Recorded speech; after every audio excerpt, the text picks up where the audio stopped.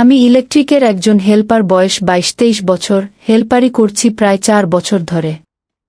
আমি যার আন্ডারে কাজ করছি সে একজন নিম্নমানের কন্ট্রাক্টর, মানুষের ছোট ছোট বিল্ডিং কন্ট্রাক্ট নেই, আর তার অধীনে বিল্ডিং এ কাজ করি।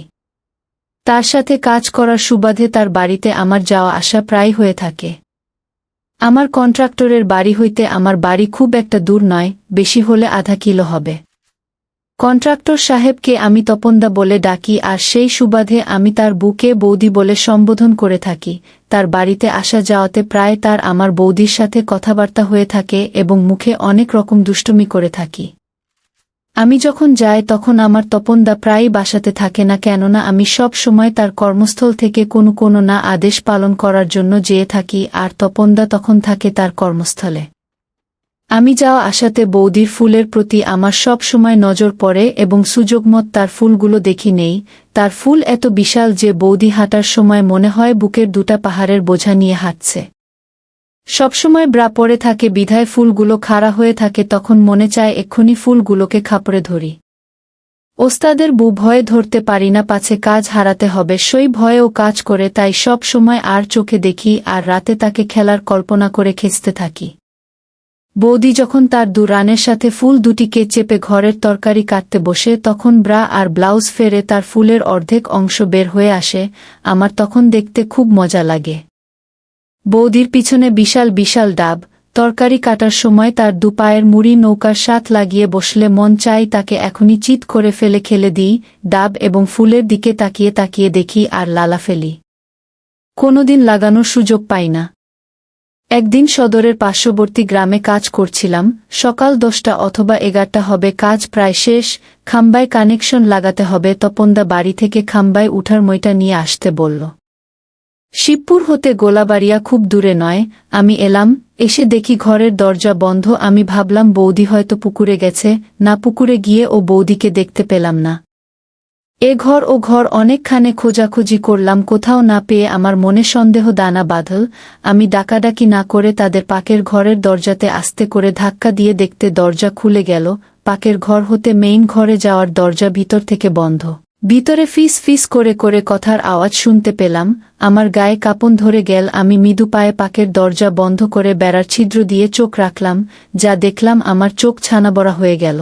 বৌদি তার পালং এ বসে আছে এবং তার ভাসুর তপনদার বড় ভাই ফটিকদা বৌদির সামনে একটি মোড়াতে বসে বৌদির উরুর উপরে হাত রেখে তে আস্তে কথা বলছে। আস্তে আস্তে বললে ও আমি স্পষ্ট শুনতে পাচ্ছিলাম।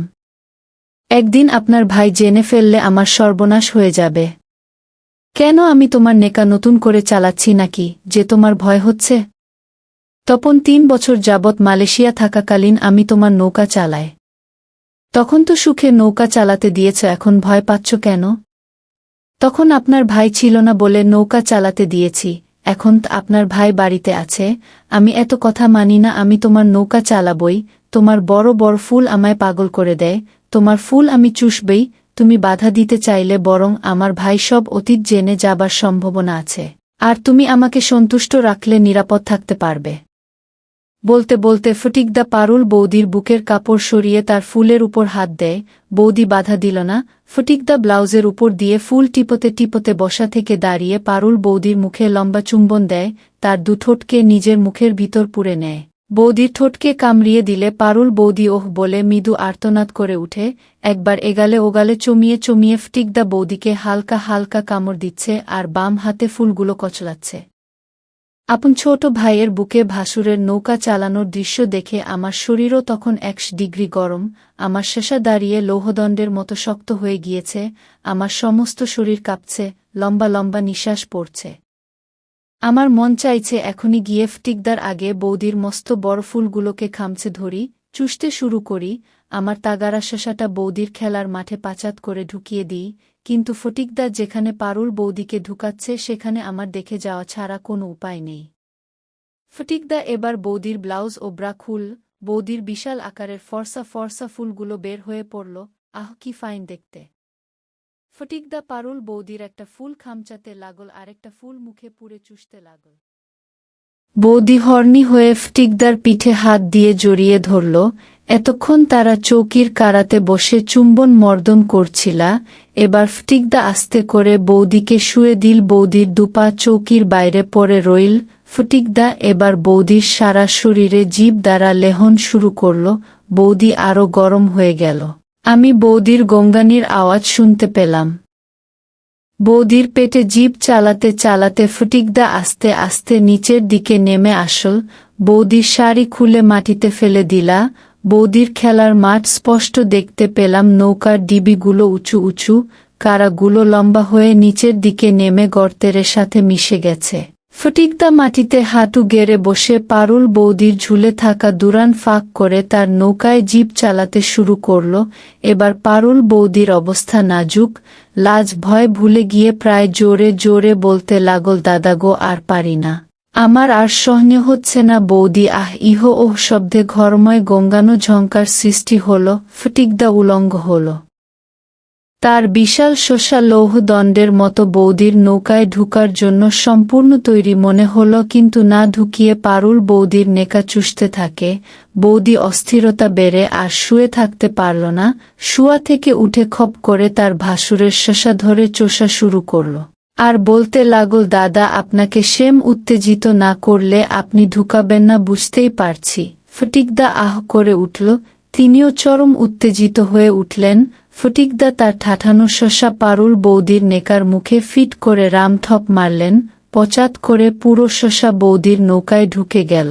বৌদির কোমর চৌকির কিনারায়। ফটিকদা বৌদির দুপাকে কাঁধে তুলে নিলেন। মাটিতে দাঁড়িয়ে বৌদির নৌকায় ঠাপাতে ঠাপাতে উপুর হয়ে বৌদির একটা ফুল মুখে নিয়ে চুষতে চুষতে আরেকটা টিপতে টিপতে কোমর দোলায় আনুমানিক 10 মিনিট ঠাপালেন। বৌদি আহ ইহ ইস বলে পানি ছেড়ে দিল। এদিকে ফটিকদা ও চর্মে পৌঁছে গেলেন। আরও 2টা রাম ঠাপ দিয়ে আহ ইহ বলে গল গল করে পারুল বৌদি ফটিকদার আপন ছোট ভাইয়ের বুয়ের নৌকার ভিতর পানি ছেড়ে দিলেন। আমি পুরো দৃশ্যটা দেখলাম। ফটিকদা উঠে দাঁড়াল, বৌদিও শুয়া হতে উঠল। আমি তাড়াতাড়ি পাকের ঘরে রাখা গোলার পিছনে লুকিয়ে গেলাম। ফটিকদা বের হয়ে গেল। বৌদি তার নৌকা মুছে আসতে বের হতে আমিও গোলার পাশ হতে বের হলাম।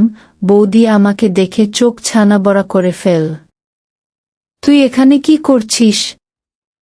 বৌদি, তোমাদের পুরো নৌকা চালানো দেখেছি। কাউকে বলবি না? কেন বলবো না? তার মানে তুই বলে দিবি? যদি তোমাকে লাগাতে দাও তাহলে কাউকে না বলার প্রতিশ্রুতি দেব।